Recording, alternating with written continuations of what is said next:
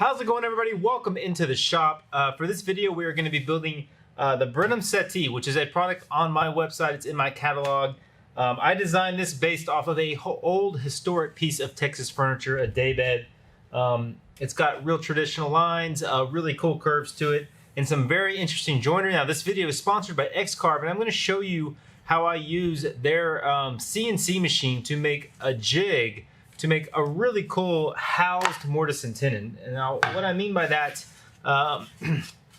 is you've got a curved part, which is the leg that goes right here on this bench, and we're actually going to fit a tenon into that curved part without curving the shoulder of the tenon. It's all housed and it fits inside the leg. It's a really cool joint, really great way to connect two parts together at a curve.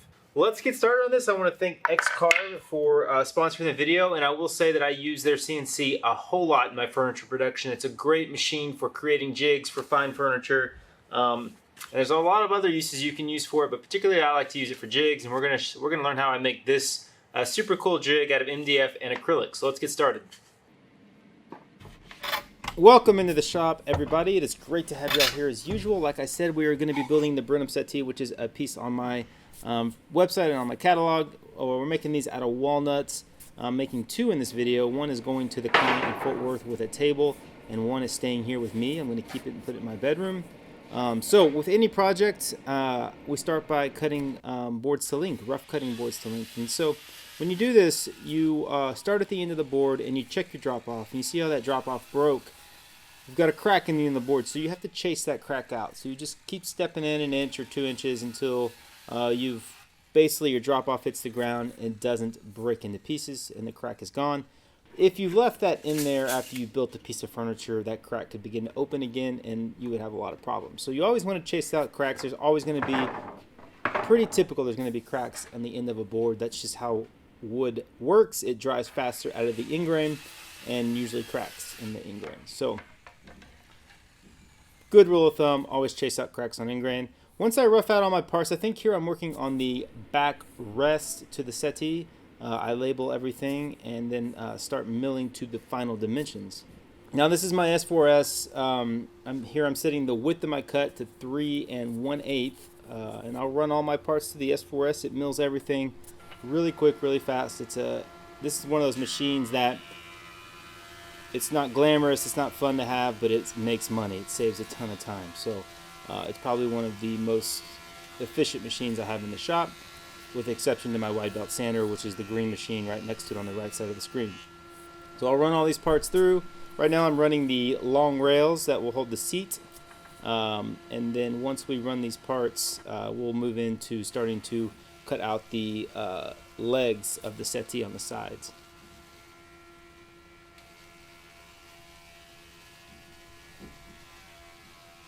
If you're hearing a noise in the background, we've got a pretty heavy cold front blew in today at the shop, and I have a loose soffit at the end of the building, and it tends to shake around a little bit, so I apologize for that.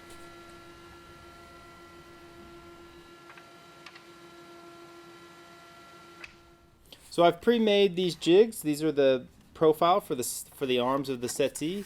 And the first step to do is to trace them out on a board and take them to the bandsaw and cut them out. So a little bit about my bandsaw. Those who have watched my channel for a while know that I bought this, I think it was a couple years ago, and it was a complete mess. Totally restored it. It is an Oliver number 35 36-inch bandsaw, and it was built around 1925. So I've got a 3/8 blade on, and it will handle most of my curve work.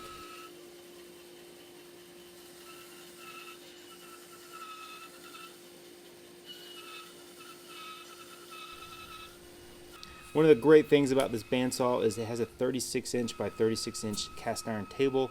It's really easy to work on, really great surface. You can fit a lot of material up on it, and it's super supportive. Downside to this saw is it kicks up a ton of dust. They didn't make dust collection in 1925.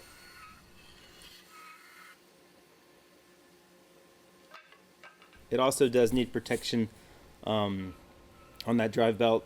You guys have told me that many times, and I need to get that done. So this is a jig I've pre-made as well. I just use these cold down clamps, 1/2-inch plywood, and a bottom bearing that will ride on that jig and cut the profile of the post.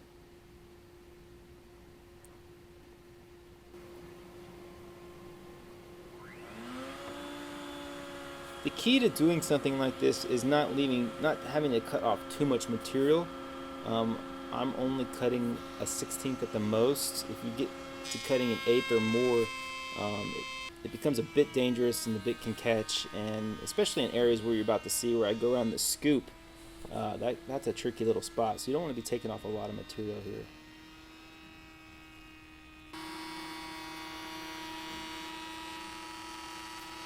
You get a little bit of burn there as I slow down, but we'll clean that off with the hand tools.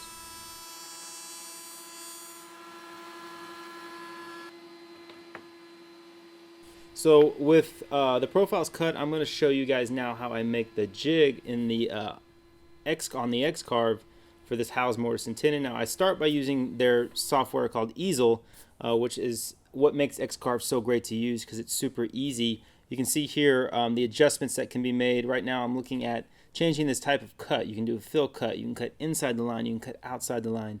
You can change to cut all the way through the piece or just halfway through or whatever you need.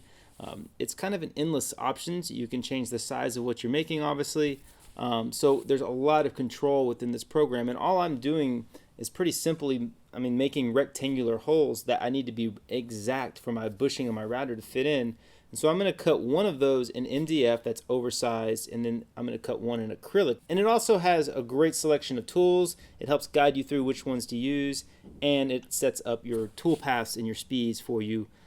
So it takes a lot of the challenge of CNCing out and makes it a lot easier for someone like me who doesn't really want to dive in and get into the fine details of CNC work.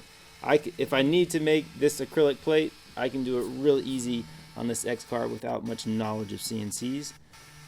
And the reason I'm using the acrylic is because if you use wood, eventually that bushing is going to wear it out and the hole is going to get oversized. So the X-carve allows me to cut it out in acrylic, and I really couldn't do this very easily without a CNC. It would be really hard to make these jigs precise and repeatable. So I love how useful the X-carve is at jigs, and you can see it's finished here. This is the bushing that goes in. That will cut the hole, and I use 2 different bushings in it to get 2 different size holes, which you're going to see here in a second. So it mounts on the workpiece. In order to get it adjusted right, I use a framing square. You saw I had a little bolt in there. I could loosen and tighten, which tilts the jig. So I can dial the jig in so that it would be perpendicular to the floor. So I start with my first guide bushing and a 3/8 spiral upcut bit, and this is going to cut a 3/4 housing, 3/4 by I think 3.5. So that will fit the part into the leg, and you can see it there, and it will chisel those corners out square. And now I need to come back with a full-size bushing that actually fits the opening of the jig almost exactly. It's a little bit smaller, and I can get those tolerances because of the X-carve. And so I'll put this bushing in and just cut a 3/8 mortise now directly centered inside that housing. It's super easy, and I have struggled with this joint for a long time until I got the X-carve, and I came up with this solution in the matter of a couple hours of work, and it is repeatable and easy to do, just a matter of changing out bushings. I used to have to change bits out of the router. It was a total pain to cut this joint prior to having the X-carve. So you can see all the parts laid out. That's the joint. You'll see in here a little bit how we assemble it and how it comes together. Like I said, we're going to square off the corners with a chisel because that piece going into it is a squared off piece. It's not round, and I want it to be squared. I don't want to round off the edges of the workpiece, so I'll square off the corners of this housing.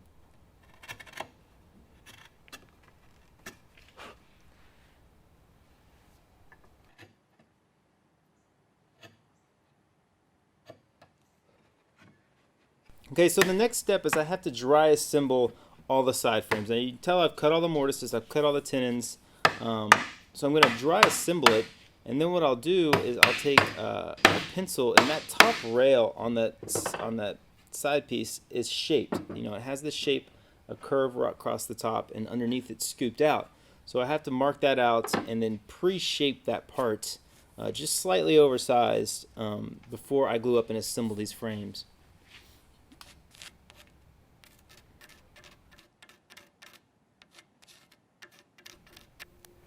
So I'll take some waste off here on the table saw.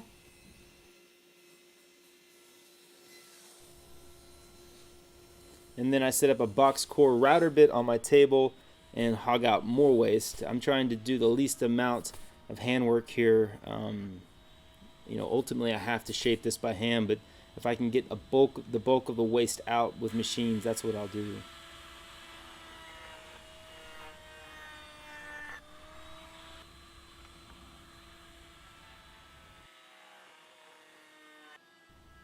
That's correct, Smith. Mayor does not get affected by machines. He's passed out.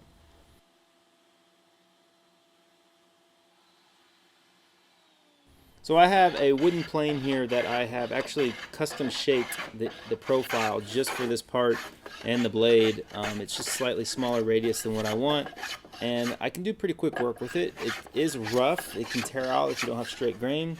So I do have to do some sanding, but it does a great job of shaping that little cove in there.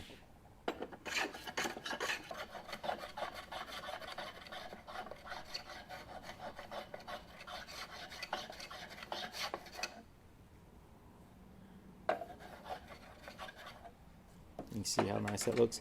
This is one of my favorite parts of the process, is shaping these. It's a lot of fun because you get to do it by hand, and I think it's a really cool feature. When you get it all assembled, you'll see here how nice it looks. I move on to the top. I start with a scrub plane because it's going to take off a lot of material, and then here I've switched over to my low angle jack plane to do the kind of still heavy cuts because I can open the throat to that plane, but a little less tear out, a little less aggressive. I don't need nice finished cuts here because we're not going to finish shaping this until we assemble that frame.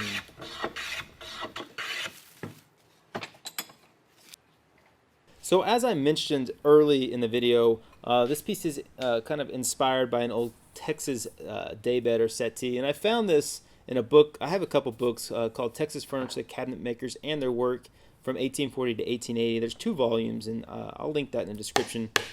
There's just a collection of really cool old antique furniture from Texas in these books, and so I draw a lot of my inspiration in my designs from these pieces, and this is one of those pieces that I just really liked. I thought this is a real classic style. I want to bring a modern touch to it, and I like to think that when I sell my furniture to clients, it's all about longevity. It's, hey, you're going to buy this, it's going to last your lifetime, and you're going to give it to your kids. So if you're going to build in that manner, you have to design pieces that are timeless and classic, not trendy, which, you know, in 20, 30 years, we're going to think, well, why did we make an epoxy river table? Because it was a trend, right?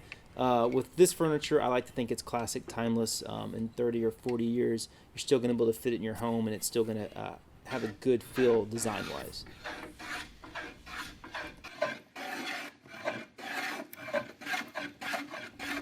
So we get it out of the clamps and start shaping that top rail to its final shape. Just basically work it down till it is level with those 2 legs. The top section is pretty easy to do. There's not a lot of fuss with that unless you have some tricky grain. The bottom section, the inside cove, is a little bit more difficult. You can get in there with the wooden plane, but like I said, it's a pretty rough cut.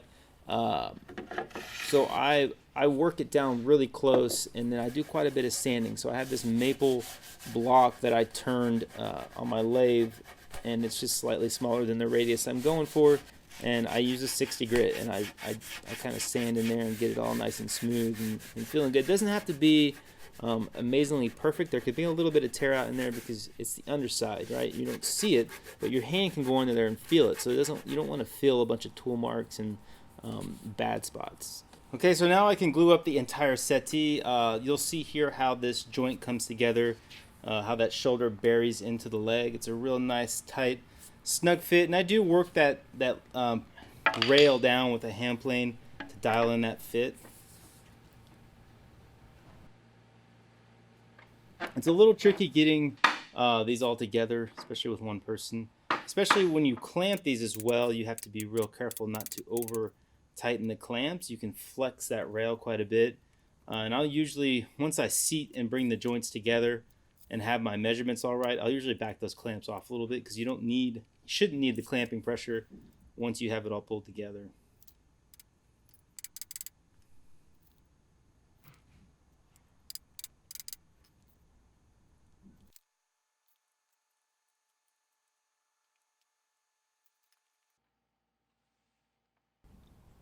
So while those dry, I'll work on the back rails of the settee. They have a little profile on the top, and I just have a jig here, and I use the bottom bearing bit to run on that jig and just cut that profile out.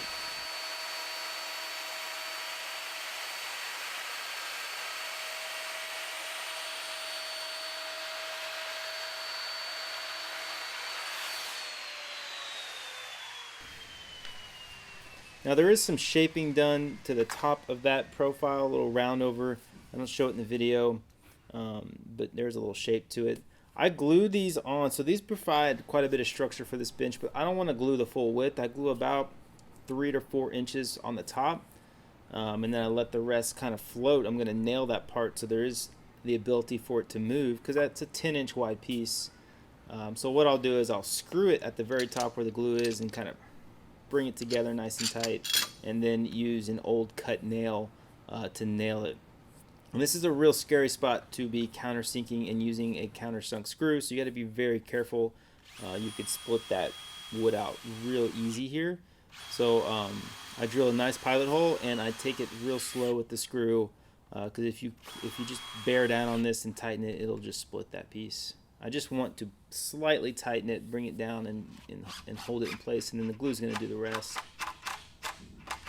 For cut nails, I pre-drill holes a little bit smaller than the nail, and I actually will drill a little bit bigger hole into this backrest, just a little bit of the ways down, and then I nail the nail in.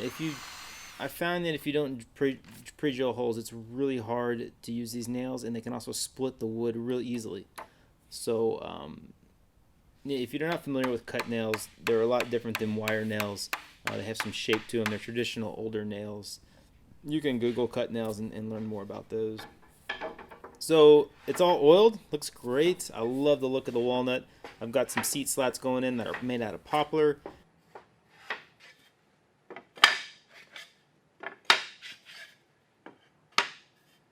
And then a local company upholstered a really nice seat that just drops in nice and snug to the frame. Also, you'll notice when I go through this, the mortise and tenons on the front are pegged for a little bit more strength and a little bit of a nice aesthetic touch. So I hope you guys enjoyed the build. I hope you like this piece. I'd love to hear your feedback. And remember that it is available on the website to order if you're interested in putting one in your home. Thanks a lot for tuning in, and we'll see you next time.